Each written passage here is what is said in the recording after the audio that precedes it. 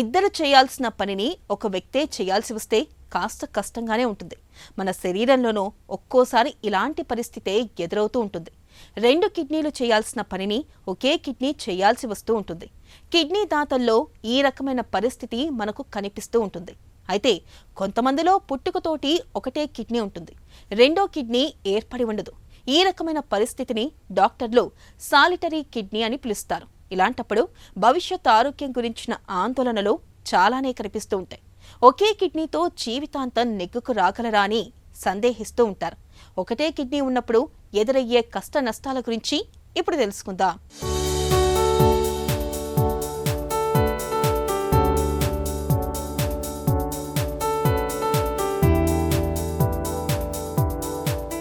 మన కిడ్నీలు రక్తాన్ని శుద్ధి చేసే కర్మాగారాలు, వ్యర్థాల్ని వడగట్టే ఫిల్టర్లు, ప్రాణాల్ని ఒడిసిపట్టే రెగ్యులేటర్లు. మెదడు, గుండె, ఊపిరితిత్తులు, కాలేయంలాగే కిడ్నీలు కూడా అత్యంత ప్రధాన అవయవాలు. కిడ్నీలు ఏమాత్రం దెబ్బతిన్నా అది ఏకంగా ప్రాణాల మీదకే వస్తుంది. ముఖ్యంగా కిడ్నీ ఫెయిల్యూర్ కేసుల్లో ఈ పరిస్థితిని చూస్తూ ఉంటాం. సాధారణంగా మనందరికీ వీపు వెనుక కింది భాగంలో ఒకటి ఎడమవైపు, మరోటి కుడివైపు 2 కిడ్నీలు ఉంటాయి. అయితే కొంతమందికి పుట్టుకతోటి ఒకటే కిడ్నీ ఉండవచ్చు. మరికొందరు కిడ్నీ జబ్బుతో బాధపడే ఆత్మీయులకు ఒక కిడ్నీని దానం చేస్తూ ఉంటారు. కొందరికి ఇతరత్రా కిడ్నీ జబ్బుల కారణంగా ఒక కిడ్నీని తొలగిస్తూ ఉంటారు.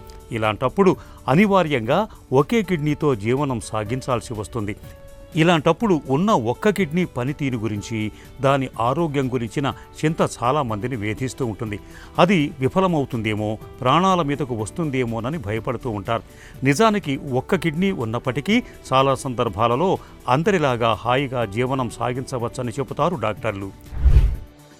సో ప్రధానంగా అంటే ఎక్కువగా ఉన్న అపోహ ఏంటంటే, ఒక కిడ్నీ ఇచ్చిన తర్వాత మనిషి బతకడానికి కష్టం అవ్వడం కానీ, లేదా మనిషి ఉండే కిడ్నీ పనితీరు తగ్గిపోవడం కానీ, లేదా ఆ పేషెంట్కి మళ్ళీ ఆ పర్సన్ అనే అతను పేషెంట్ కింద మారిపోవడం, లేదా డయాలసిస్ చేయాల్సిన అవసరం వస్తుందనే అపోహ అనేది చాలా మందిలో ఉంది. ఈ ఒక కిడ్నీ ఇచ్చినందువల్ల ఆ కిడ్నీ పనితీరు తగ్గడమో, లేకపోతే ఆ పేషెంట్కి డయాలసిస్ చేయడమో, ఇలాంటి రిక్వైర్మెంట్ అనేది చాలా రేర్గా, చాలా అరుదుగా జరుగుతుంది. సో ఓవరాల్గా చూస్తే కూడా పర్సంటేజ్ ఒక 10 సంవత్సరాలు కూడా <1% అండి. ఇది మనకి ఒక కిడ్నీ ఇచ్చిన తర్వాత, ప్రొవైడెడ్ వాళ్ళు హెల్తీగా ఉండి మనకి ట్రాన్స్ప్లాంటింగ్ ముందు. అందుకోసమే ఈ ఓవరాల్ వర్కప్ అనేది మొత్తం అన్ని భాగాలు పరీక్ష చేయడం కానీ, బీపీ షుగర్ సంబంధించిన పరీక్షలు చూడడం కానీ, ఇవన్నీ చేయడం కూడా ప్రధాన ఉద్దేశం అదే అనమాట. సో ఇంకొకటి, ఒక కిడ్నీ ఇచ్చిన తర్వాత మనిషి సర్వైవల్ అంటే లైఫ్ సర్వైవల్ ఎలా ఉంది. సో ఇప్పటి వరకు మనం చూసిన స్టడీస్లో, వరల్డ్ వైడ్ కానీ ఇండియాలో చేసిన స్టడీస్లో కూడా అండి, ఒక కిడ్నీ ఇచ్చినందువల్ల మనకి ఓవరాల్ లైఫ్ ఎక్స్పెక్టెన్సీలో మార్పులు అనేటివి ఏవి చూడడం జరగలేదు. మన కిడ్నీలు నిజానికి ఉద్దండ పిండాలు. వీటిలో ఒకటి లేకపోయినా రెండో దాని సాయంతో నిశ్చింతగా, నిబ్బరంగా జీవనాన్ని సాగించవచ్చు. ఒకే కిడ్నీ ఉన్నప్పుడు దానిపై పని ఒత్తిడి పెరుగుతుందని, దీంతో త్వరగా విఫలమవుతుందని అనుకుంటారు. కానీ నిజానికి అది ఒట్టి అపోహ మాత్రమే. ఒకటే కిడ్నీ ఉన్నప్పుడు పని నిర్వహణ కోసం అది తన పరిమాణాన్ని పెంచుకుంటుంది. దీంతో అది బాహుబలి కిడ్నీలా, సూపర్ కిడ్నీలా మారుతుంది.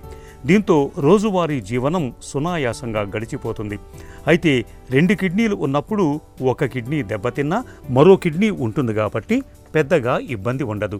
కానీ ఒకటే కిడ్నీ ఉన్నప్పుడు అది ఏమాత్రం దెబ్బతినకుండా చూసుకోవాలి. కిడ్నీలో రాళ్లు ఏర్పడకుండా జాగ్రత్తలు తీసుకోవాలి. కుస్తీ, కరాటే, కిక్ బాక్సింగ్, వాలీబాల్ వంటి ఆటలకు దూరంగా ఉండాలి.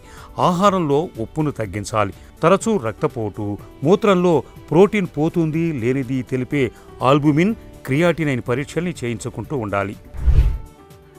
ఒక కిడ్నీ ఇచ్చిన తర్వాత ఆ కిడ్నీ అనేది అంటే వెంటనే ఒక రోజుకే పూర్తిగా 2 కిడ్నీలు పనిచేసే సామర్థ్యం రాకపోవచ్చు.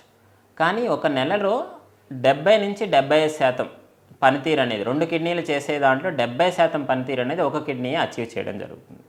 అదే మనకు 3 నెలల్లో అండి 2 కిడ్నీలు చేసే పనిలో 90 నుంచి 90% పనితీరు, ఏదైతే వ్యర్థాలు రిమూవ్ చేయడం కానీ, లేకపోతే మనకి హిమోగ్లోబిన్ మెయింటైన్ చేయడం కానీ, కిడ్నీ చేసే పనితీరులో రకరకాల పనుల్లో ఈ ఒక కిడ్నీ అచీవ్ చేయడం జరుగుతుంది. సో ఇంకొకటి అండి, ఒక కిడ్నీ ఇచ్చేసినందువల్ల హై బీపీ రావడం అనేది చాలా అరుదుగా జరుగుతుంది. అన్లెస్ ఆ కిడ్నీలో ఏమైనా రక్తనాళాల్లో మార్పులు ఉండడం అలా ఉంటే తప్పితే, లేదా ఆ పేషెంట్కి ఆల్రెడీ బ్లడ్ ప్రెషర్ ఉండడం జరిగితే తప్ప ఒక కిడ్నీ ఇచ్చినందువల్ల మనకి ఆ ఎగ్జిస్టింగ్ కిడ్నీ వల్ల బ్లడ్ ప్రెషర్ రావడం అనేది అది అపోహ మాత్రమే. సో మనకి ఒక కిడ్నీ ఇచ్చిన తర్వాత వాళ్ళకి కొత్తగా లైఫ్ స్టైల్స్ డిసీజెస్ ఏమన్నా వస్తున్నాయా, వీటికి చెకప్ అనేది రెగ్యులర్గా అవసరం. ఇంకొకటి కిడ్నీ పనితీరు, ఏదైతే ఒక కిడ్నీ ఉందో దాని పనితీరు అనేది ఎంతవరకు ఉంది. వీటికి మనకి చేయాల్సిన టెస్టులు అంటే యూరిన్లో ఏమన్నా ప్రోటీన్ ఏమన్నా పోతుందా, యూరిన్ క్లియర్గా వెళ్ళగలుగుతున్నారా లేదా, ఓవరాల్ యూరిన్ వాల్యూమ్ ఎంత, అవుట్పుట్ అంటారు, యూరిన్ అవుట్పుట్ ఎంత వెళ్తున్నారు, నార్మల్గానే వెళ్తున్నారా లేదా అనేది మామూలుగా ఇంట్లో అయినా చెకప్ చేసుకోవచ్చు. తర్వాత హాస్పిటల్లో మనకి ఆపరేషన్ అయ్యాక డిశ్చార్జ్ చేశాక ఎక్కువ శాతం కేసెస్లో వితిన్ 1 మంత్లో మళ్ళీ పరీక్షలు చేసి చూడడం జరుగుతుంది. కిడ్నీ పనితీరు ఎంతవరకు అచీవ్ అయింది, వేరే ఏమైనా ఇతర సమస్యలు ఏమన్నా కొత్తగా పేషెంట్కి వచ్చాయా ఆపరేషన్ చేశాక, సర్జికల్గా కానీ మెడికల్గా కానీ. దీని తర్వాత ఒక 3 నెలల్లో మళ్ళీ ఫాలోఅప్ చేయడం అనేది అవసరం అవుద్ది. ఆ 3 నెలల చెకప్లో కూడా పేషెంట్ హెల్తీగా ఉన్నారు అంటే ఎక్కువ శాతం కేసెస్లో సంవత్సరానికి ఒకసారి ఫాలోఅప్ సరిపోతుంది. ఒకటే కిడ్నీ ఉన్నప్పటికీ నిండు ఆరోగ్యంతో 100 ఏళ్లు బతకవచ్చు. అయితే ఒకటే కిడ్నీ ఉంది కాబట్టి దానిపై భారం పడకుండా చూసుకోవాలి. కిడ్నీ పనితీరును ఎప్పటికప్పుడు పరీక్షల సాయంతో తెలుసుకుంటూ ఉండాలి. రక్తపోటు, మధుమేహాలు రాకుండా చూసుకోవాలి. ఒకవేళ వస్తే వాటిని చక్కగా అదుపులో ఉంచుకోవాలి. రోజుకి 5 గ్రాములకు మించి ఉప్పు తీసుకోకూడదు. శరీరంలో నీటి శాతాన్ని సమతులంగా ఉంచాలి. అందుకోసం నీరు ఎక్కువగా తాగాలి. డీహైడ్రేషన్కి గురవకుండా చూసుకోవాలి. జీవనశైలి, వాతావరణం, శరీర తత్వం, ఆహారపు అలవాట్ల ఆధారంగా తగినన్ని నీళ్లు తాగుతూ ఉండాలి. పొగ అలవాటు కిడ్నీలకు రక్త ప్రసరణను తగ్గిస్తుంది. ఫలితంగా కిడ్నీల పనితీరు దెబ్బతింటుంది.